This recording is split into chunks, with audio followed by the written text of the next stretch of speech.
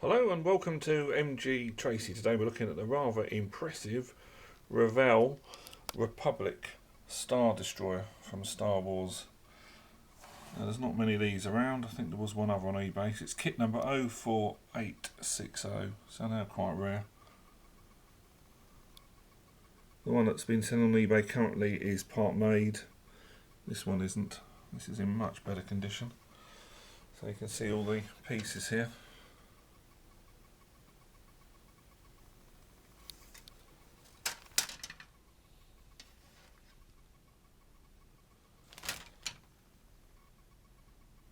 A lot of parts here. Two main bits of the destroyer. All the instructions.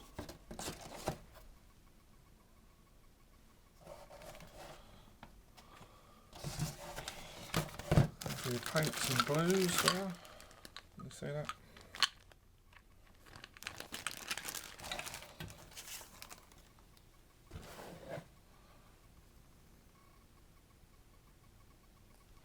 So a little bit of history there, something a bit special.